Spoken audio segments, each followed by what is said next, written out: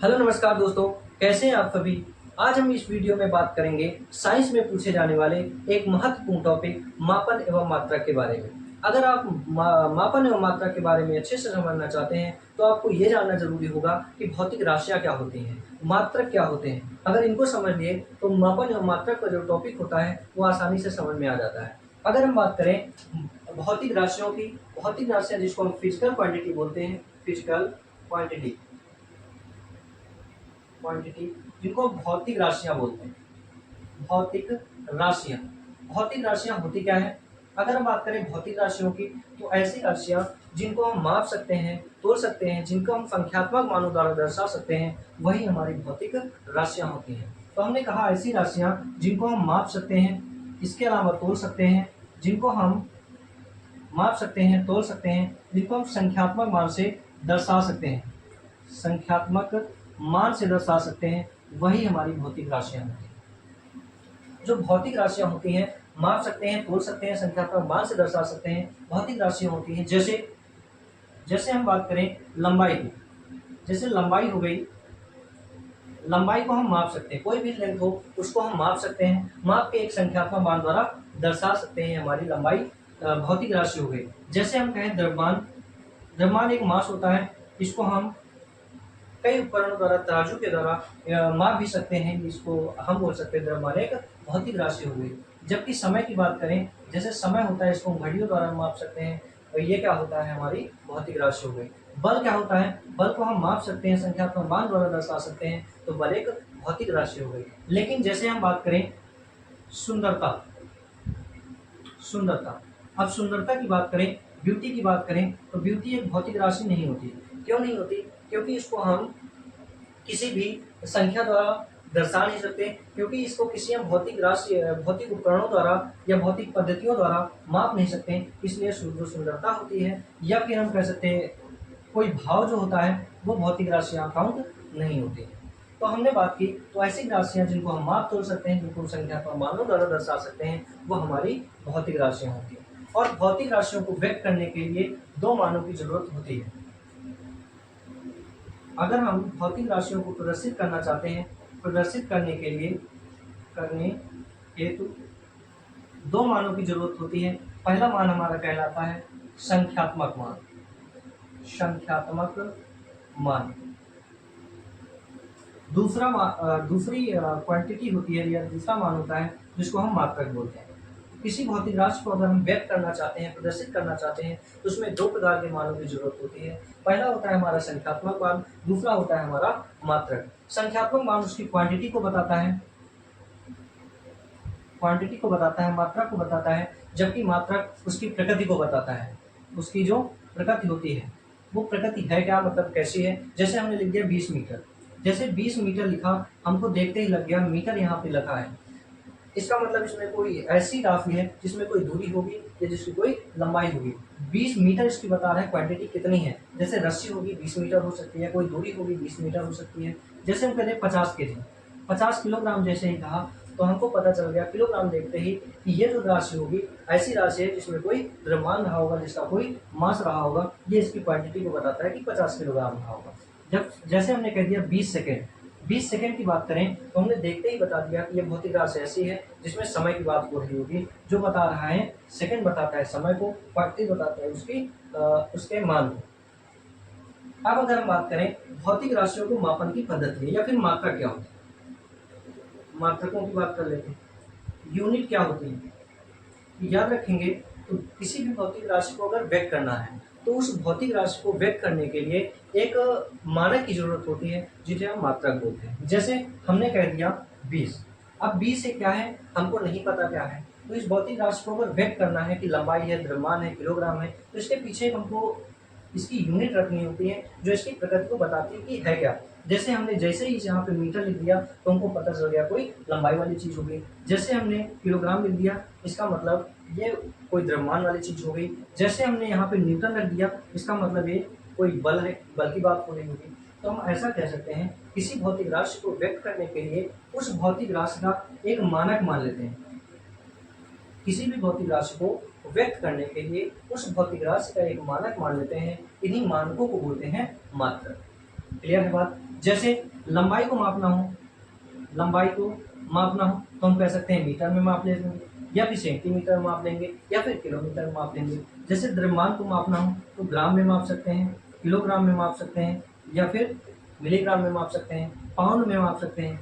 अगर हमको समय को मापना है, समय को हम सेकंड में माप सकते हैं, या फिर मिनट में माप सकते हैं, या फिर घंटे में माप सकते हैं। तो किसी भौतिक राशि के ये मानक होते हैं कि ये मानक ये दर्शाते हैं कि भौतिक राशि है क्या। जैसे मीटर दिखेगा तो हमको पता चल जाएगा कि कोई लंबाई की बात हो रही होगी, ग्राम या किलोग्राम दिखेगा तो हमको पता चल जाएगा कोई द्रव्यमान की बात हो रही होगी, जैसे सेकंड दिख जाएगा हमको पता चल जाएगा कोई समय की बात हो रही होगी। जैसे न्यूटन, न्यूटन जैसे ही हमको दिखेगा इसका मतलब कोई बल की बात हो रही होगी। जैसे हमको जूल दिखा, जूल जैसे ही दिखा हमको पता चल जाएगा कोई कार्य की बात हो रही होगी या किसी ऊर्जा की बात हो रही होगी, क्योंकि हम जानते हैं कार्य या ऊर्जा का मात्रक ही होता है जूल। तो किसी भौतिक राशि को अगर हम व्यक्त करना चाहते हैं, प्रदर्शित करना चाहते हैं, लिखना चाहते हैं, तो उस भौतिक राशि में संख्यात्मक मान की जरूरत होगी, इसके साथ साथ उसके मात्रक की जरूरत होगी। संख्यात्मक मान उसकी क्वांटिटी को बताता है कि वो वस्तु है कितनी, या फिर मात्रक जो होता है उसकी प्रकृति को बताता है कि वो है क्या।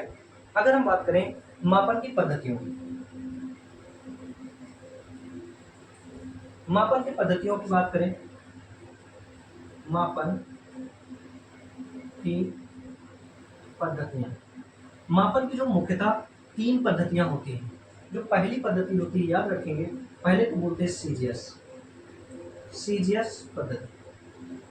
और याद रखेंगे जो सीजीएस पद्धति होती है उसका अन्य नाम होता है, इसी को बोला जाता है फ्रेंच पद्धति, फ्रेंच पद्धति बोला जाता है, या फिर इसी का दूसरा नाम होता है मीट्रिक पद्धति, मीट्रिक पद्धति। दूसरी जो हमारी पद्धति होती है उसको बोलते हैं एफपीएस पद्धति, एफपीएस पद्धति। जो एफपीएस पद्धति होती है इसको ब्रिटिश लोग यूज करते थे, इसलिए इसका जो अन्य नाम होता है ब्रिटिश पद्धति, क्योंकि यहाँ से क्वेश्चन आता है कि ब्रिटिश पद्धति किस अन्य पद्धति का नाम होता है, तो हम कह सकते हैं एफपीएस पद्धति को हम ब्रिटिश पद्धति के नाम से जानते हैं। जो आधुनिक युग में हम जानते हैं एसआई पद्धति का यूज करते हैं, इसी का जो परिवर्तन रूप होता है एमकेएस पद्धति। एसआई से पहले जो यूज होती थी एमकेएस पद्धति होती थी, इसका कोई अन्य नाम नहीं कर सकते अभी हम।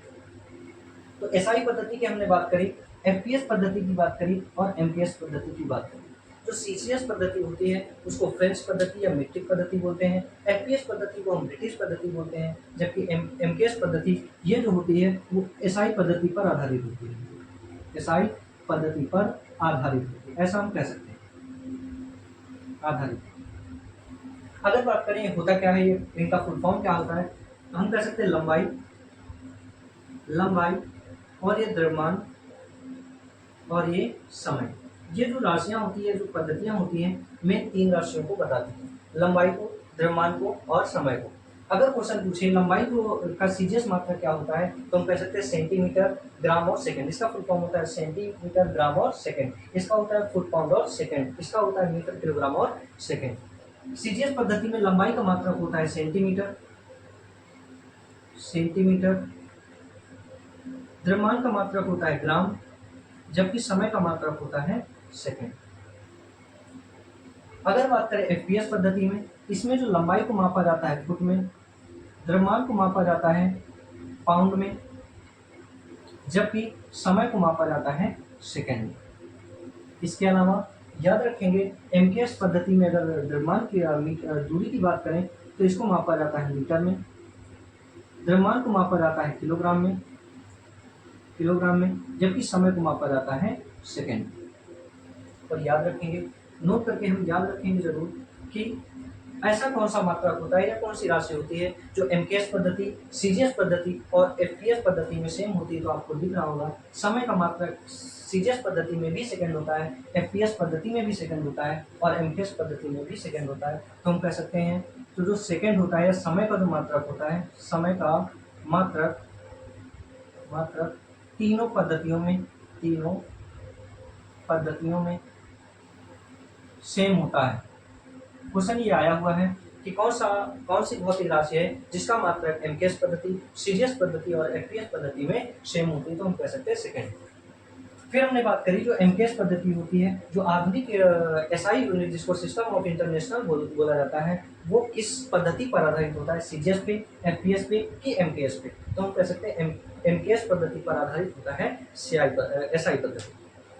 अब हम बात करेंगे एसआई यूनिट के बारे में। अगर एसआई यूनिट की बात करें तो बात है 1971 1971 की बात है। फ्रांस की राजधानी जो पेरिस थी, पेरिस में एक मापतोल विभाग होता है। इसका एक अंतरराष्ट्रीय अधिवेशन होता है जिसमें कई देश के लोग शामिल होते हैं और बताते हैं कि सीजीएस पद्धति, एमकेएस पद्धति और एफपीएस पद्धति।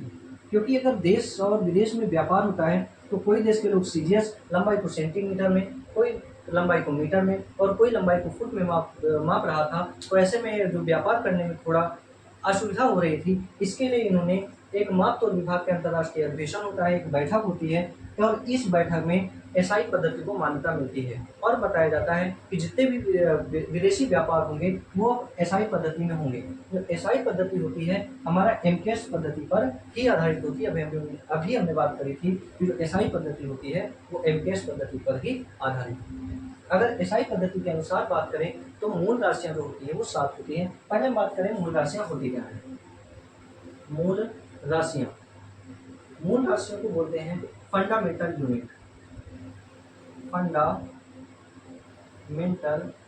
यूनिट्स। मूल राशियां होती हैं ऐसी राशियां जो बिल्कुल मूल होती हैं, जिनको व्यक्त करने के लिए या फिर जिनको मापने के लिए किसी अन्य भौतिक राशियों की जरूरत नहीं होती, उनको हम स्वतंत्रता पूर्वक माप सकते हैं, वही हमारी होती है मूल राशियां। अगर मूल राशियों की संख्या की बात करें एसआई मात्रक के अनुसार तो मूल राशियों की संख्या या फिर हम कह सकते हैं 7 मूल राशियां होती हैं। 7 मूल राशियां होती हैं। वो कौन कौन सी मूल राशियां हैं याद करेंगे। पहला होता है हमारा लंबाई, क्योंकि अगर लंबाई को मापना है तो हम स्वतंत्रता पूर्वक माप सकते हैं। लंबाई होती है, इसी स्केल की सहायता से, इसी इंच टेप की सहायता से लंबाई को हम माप सकते हैं। इसके लिए किसी अन्य भौतिक राशि या मात्रा की जरूरत नहीं होती। अगर हम बात करें द्रव्यमान की, ये भी एक भौतिक राशि है जो मूल राशि है। द्रव्यमान की मास बोला जाता है। नंबर 3 बात करें समय की, समय भी एक मूल राशि होती है। अगर बात करें विद्युत धारा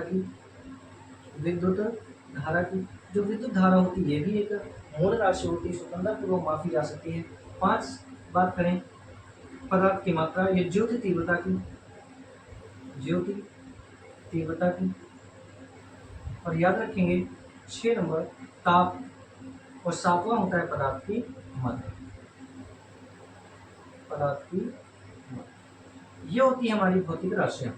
भौतिक राशियों की संख्या 7 है एसआई पद्धति के अनुसार। अगर इनके मात्रा की बात करें,